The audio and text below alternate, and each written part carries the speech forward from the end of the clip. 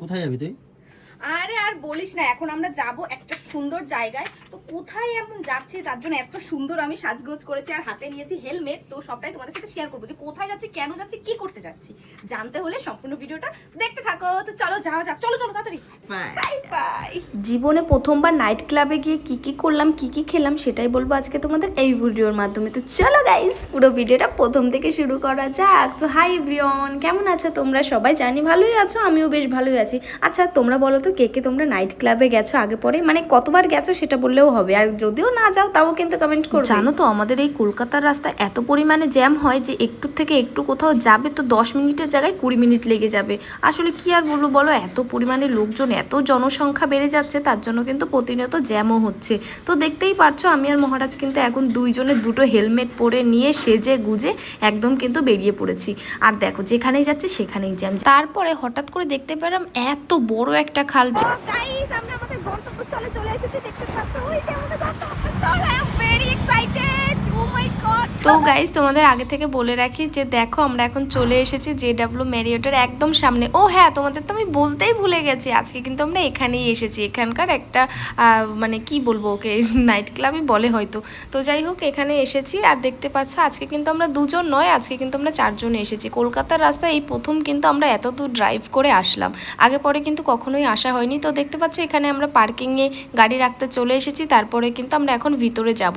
আর ভিতরে যাওয়ার আগে কিন্তু আমাদের প্রচুর একটু সমস্যা হয়েছিল, সেই সমস্যার কথা না হয় নাই বললাম। তো যাই হোক অবশেষে ঢুকতে পেরেছিলাম, এটাই অনেক। আর এদিকে না ভীষণ পরিমাণে ঝিরিঝিরি বৃষ্টিও পড়ছিল।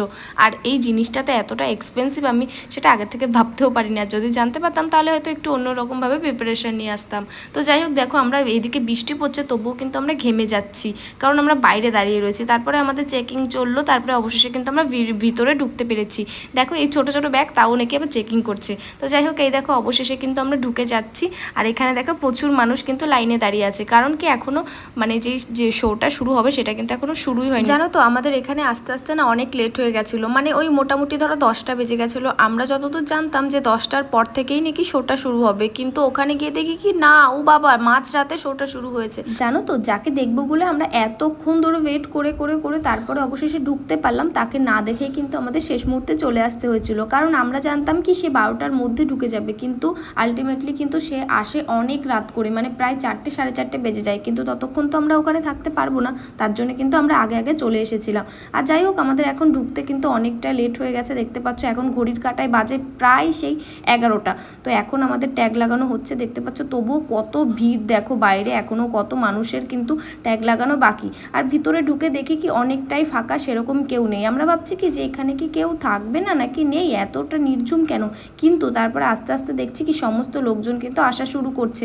আর এদিকে দেখো আমি আর মহারাজ একটু ফাজলামো করছিলাম। তো জীবনে প্রথমবার এসেছি তো গাইস, একটু আলাদা রকমের ফিলিংস হচ্ছে, মানে বলে প্রকাশ করতে পারবো না। একজন দুইজন মানে দেখো কত ভিড় হয়ে গেল আস্তে আস্তে। আর একটু পরে দেখবে এখানে জায়গাই থাকবে না।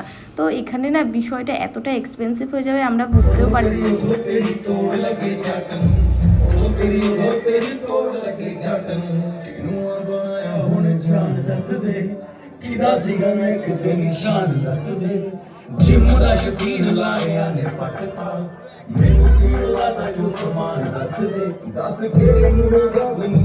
তারপরে এদিকে দেখো আমাদের গলাটা শুকিয়ে পুরো কাঠ হয়ে যাচ্ছিল। আর এইদিকে দেখছিলাম অন্যরকম জিনিসপত্র, তাই ওগুলো তো আমরা খেতে পারবো না, তার জন্য কিন্তু আমরা সকলে মিলে জল খেয়ে নিচ্ছিলাম। আর এদিকে আমি মহারাজকে অফার করছিলাম যে আসো জল খাও, কিন্তু ও খাবে না। তো তারপরে দেখো এই কার্টুনটা এসেছিল।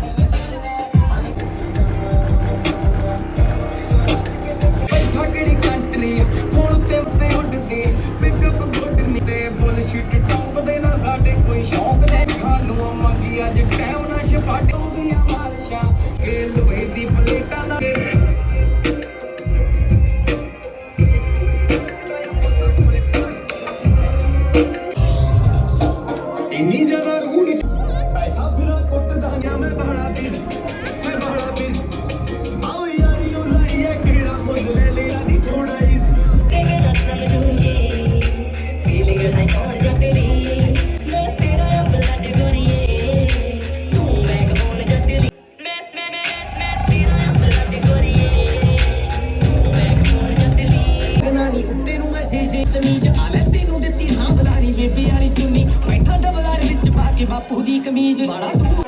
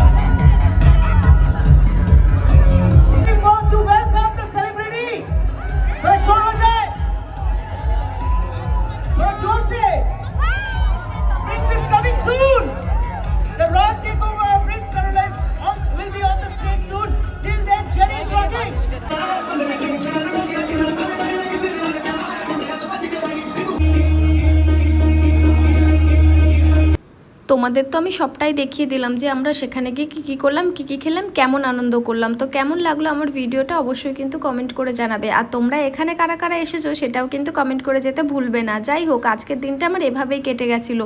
আমরা যাকে দেখতে এসেছিলাম তাকে তো আর দেখতে পেলাম না। আশা করি নেক্সট টাইম হয়তো দেখা পাবো, কারণ কি বলো তো, অনেকটাই রাত হয়ে যাচ্ছিলো, তো এত রাত পর্যন্ত তো মানে বাড়ির বাইরে থাকার অভ্যাসটা নেই। তো যাই হোক, আমরা বাইরে বেরিয়ে কিন্তু অনেক ফটো সেশন করছিলাম, কারণ এখানে তো আমরা ফার্স্ট টাইমে এসেছি, তার জন্য তো আলাদা রকম ফিলিংস হবেই, তাই না? তারপর আর কি সবাই মিলে বাড়ির দিকে আসছিলাম, আর এদিকে ঝিরিঝিরি বৃষ্টি পড়ছিল ভীষণ। এখন কটা বাজে? এখন ঘড়ির কাঁটায় বাজে প্রায় 3টে। এখন আমরা ঘুরঘুর করছি গাইস। এখন আমরা বাড়ি যাচ্ছি, বুঝতে পারছো? আর এই যে আমাদের ভ্যান, ঠিক আছে? শুধু শুধু গেলাম, যাকে দেখতে গেলাম তাকেই দেখতে পেলাম না। আমরা তাড়াতাড়ি আসলে অনেকটা লেট হয়ে গেছে। এতটা লেট করে যে উনি আসবে সেটা আমরা কখনোই ভাবতে পারিনি। যদি জানতাম তাহলে সেভাবে প্রিপারেশন নিয়ে যেতাম। আর এদিকে ভীষণ খিদেও পেয়ে গেছে, আর আমরা ওয়েট করতে পারছিলাম না কোনোভাবেই। তার জন্য এখন বাড়ি চলে যাচ্ছি। ঘড়ির কাঁটায় বাজে এখন ঠিক 3টে। তোমার কি মন খারাপ হচ্ছে? তো গাইস, আমরা কিন্তু অলমোস্ট বাড়ির কাছাকাছি চলে এসেছি। তো আমার ভিডিওটা ছিল এই পর্যন্তই। ভালো লাগলে লাইক কমেন্ট করো। টাটা।